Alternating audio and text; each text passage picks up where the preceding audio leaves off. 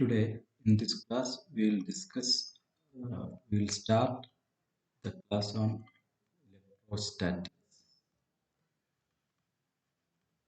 Till now we discussed the mathematics for electrostatics. So what is electrostatics?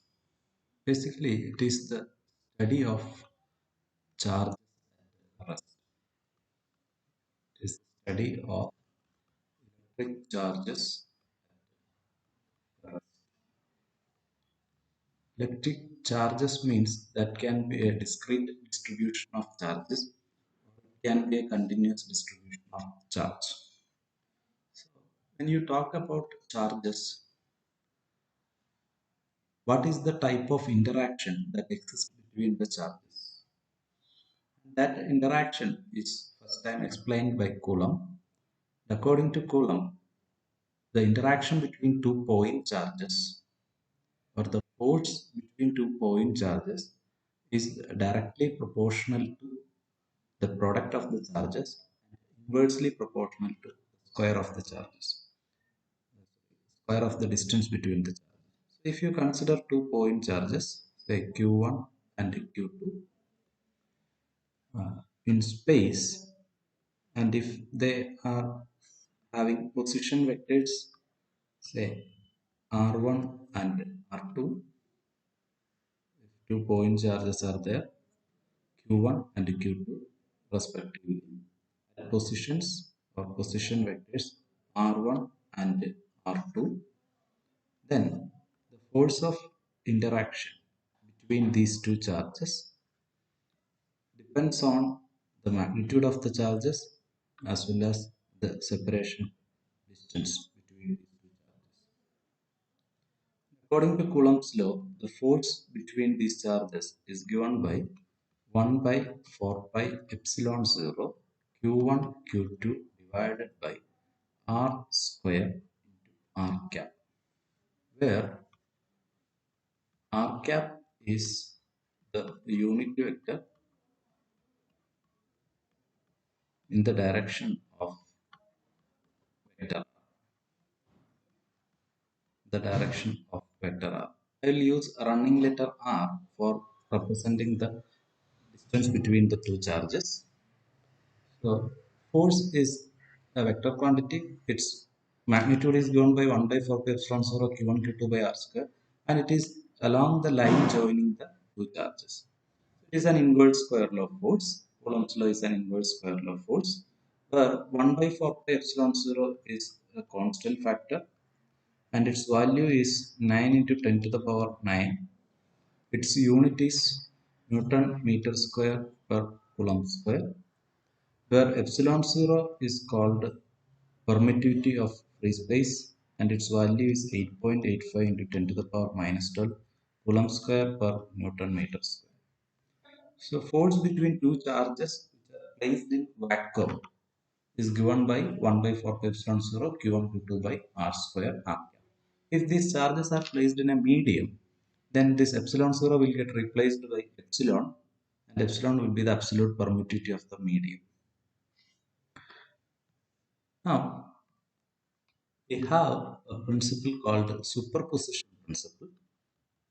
Superposition principle states that the interaction between two charges is unaffected by the presence of a third charge.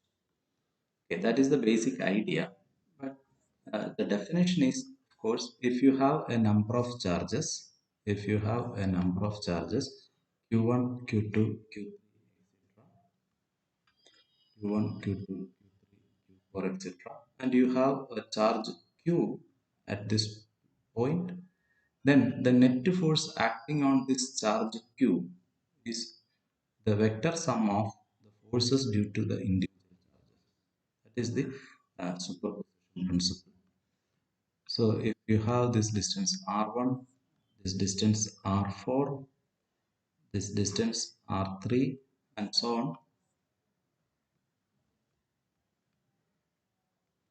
and if this distance between Q1 and Q is running letter R1, Q1 and Q2, Q1 and Q3, Q and Q1 and Q, Q2 and Q, Q3 Q, Q4 Q.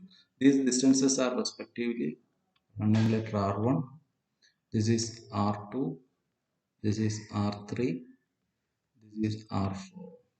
Then, according to Coulomb's law, the net force acting on the charge Q is given by the vector sum of four forces.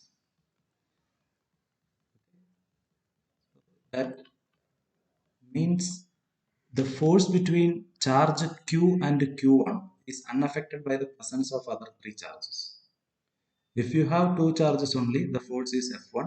If you have a second charge Q2 other than Q1, then there will be an extra force due to this charge, and the force between Q and Q1 will get unaffected. Okay, Q1 ക്യൂവിനോടൊക്കെയുള്ള force same ആയിട്ട് നിൽക്കും. ഇത് Q2 കാരണമുള്ള ഒരു force additional വരും. ഇനി Q3 കൂടെ കൊണ്ടുവച്ചാൽ അതിൻ്റെ ഒരു ഫോഴ്സും കൂടെ കൂടുതൽ വരും. ഈ രണ്ട് ചാർജും കൊടുക്കുന്ന ഫോഴ്സിന് വേറെ വ്യത്യാസമൊന്നും വരില്ല. The force between two charges is unaffected by the presence of a third charge. അങ്ങനെ superposition principle നമുക്ക് മനസ്സിലാക്കാം. So F is equal to, here you will have 1 by 4 pi epsilon 0 is constant, and Q is also same in all. The rest is Q1 divided by R1 square R1 cap, Q2 divided by R2 square R2 cap, plus etc. up to 4 charges. So you can write it as Q divided by 4 pi epsilon 0 sigma I is equal to 1 to n if there are n charges, and Qi divided by Ri square into Ri cap. This is the meaning of superposition principle. If you have a number of charges, the force acting on any one of the charge will be the vector sum of the forces due to individual charges. Okay. So force between static charges. This is clearly the force between static charges. If the charges are in motion, these equations will not be applicable, and the situation is very, very complicated. That we will come when or and at the end of this course. Finally, we will consider the force between two moving charges, and that equation is very complicated.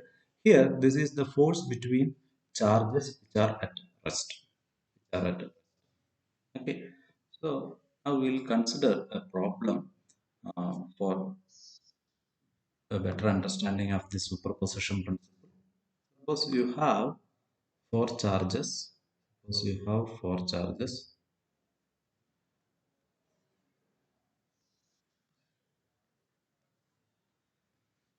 Say one at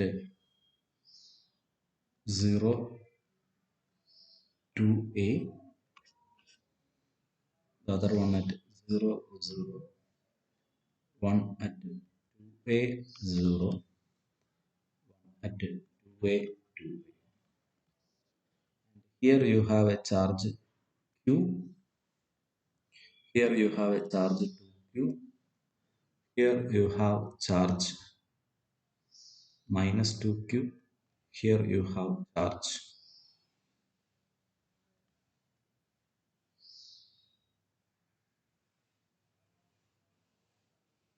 minus q, right? Four charges q, 2q, minus 2q, and you have a charge capital Q at this point, that is A A. What is the net force acting on charge capital Q? Net force on capital Q. So first we want to write the individual forces due to the individual charges. First we will consider the force due to this small q. The distance between these two, simply this distance is a and this distance is also a. So this is root 2a.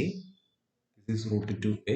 So F1 is 1 by 4 pi epsilon 0 QQ divided by 2a square, and it is uh, directed along this Q and Q are having the same side. both are positive. So the force will be repulsive force. So it will be along this direction. It will be along this direction. Okay. So this is the force acting on capital Q due to this small q. This is one. Now we will calculate F2. F2 is 1 by 4 pi epsilon 0 and 2q into q divided by this distance is also 2a square. Now I'm calculating this force. Again, this is repulsion, but the difference is here the force is twice in magnitude compared to the first one. Here it is QQ, here it is 2Q into Q. So the length of the arrow is more. Okay, and it is directed along this because it is a. Now we can calculate the third force F3, which is 1 by 4 pi epsilon 0 2q into q divided by again 2a square. This is the force due to this third charge. This I considered as third one, and here the force is attraction, and it is having a length of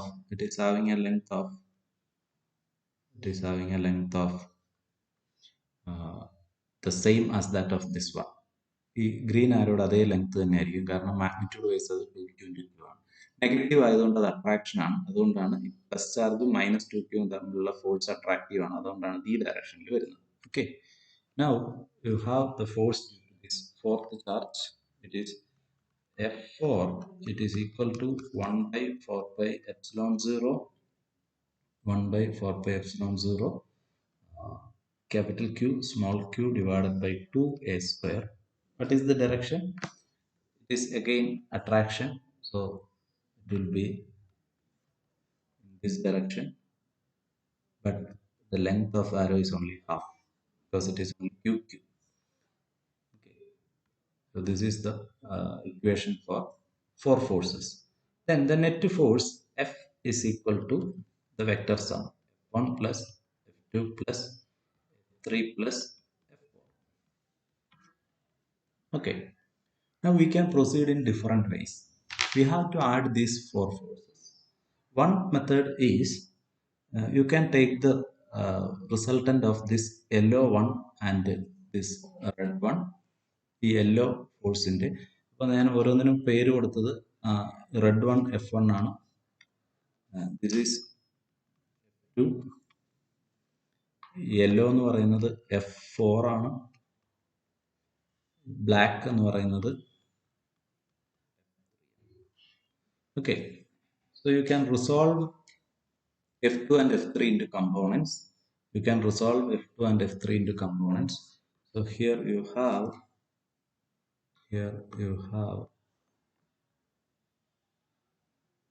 F3, here you have F2. You can split this into components. This F2 you can take into two components. Black one also you can split into two components. Okay, then this components, the horizontal components will cancel and the vertical components get added. So if this angle is theta, what is theta here? It is 45 degree because it is a diagonal. So this angle is 45 degree. So this angle is also 45 degree. Uh, this is F3, this is F2. So these components are F3 cos 45 and F2 cos 45. So the resultant force will be the sum of these two. Similarly, we can split this yellow one into two component and the red one into two component. Again, the horizontal components will cancel and the vertical component added. Okay, horizontal components will cancel and vertical component added. What are the vertical components? What are the vertical components? They are respectively F1 cos 45, again the angle is 45, and F4 cos 45. So the magnitude of resultant force is F2 divided by root 2, F3 divided by root 2, F1 divided by root 2, F4 divided by root 2. Because cos 45 is root 2. This is 1 by root 2 into 1 by root 2 into capital Q divided by 4 pi epsilon 0, small q also, 2a square, you can take it outside. All these quantities you can take it outside. Then the remaining is in F2 you have a 2, in F3 you have a 2, in F1 you have 1, in F4 you have 1. So 2 plus 2 4, 4 plus 2 6. Okay. So the final answer is 1 by root 2, 1 by 4 pi epsilon 0, q divided by 2a square into 6. So this is equal to 1 by 4 pi epsilon 0, 6 divided by 2 root 2. It is along the vertical. This is one approach. The second method is you can write F1 as this is your F1 red one. It is equal to 1 by 4 pi epsilon 0 q divided by root 2a square is magnitude, and it is directed along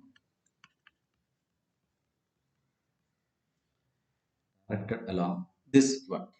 So if you consider the unit vector along this direction, you have unit vector along x-axis. If this is x-axis and this is y-axis, unit vector along x-axis is I cap, unit vector along y-axis is j cap. Then what is this unit vector along this direction of force? ഈ red ആരോയുടെ ഡയറക്ഷനുള്ള unit vector എന്ന് പറയുന്നത് ഈ angle 45 ആയതുകൊണ്ട് I ക്യാപ്പിന്റെ cos 45 plus J ക്യാപ്പിന്റെ sine 45. Cos 45 1 by root 2 ആണ്, sin 45 1 by root 2 ആണ്. So it is I cap by root 2 plus j cap. Similarly, F2 is 1 by 4 pi epsilon 0 2q divided by root 2 a square. What is F2? F2 is in this direction. So I cap is in the opposite direction. So minus 1 by root 2 I cap minus I by root 2 plus I minus, because it is in the opposite direction. X-axis positive ഇങ്ങോട്ടാണ്, opposite directionലാണ് ഇതിന്റെ component വരിക. So minus. What is F3? F3 is 1 by 4 pi epsilon 0 2q divided by root 2. Not root 2. Actually this is, I think,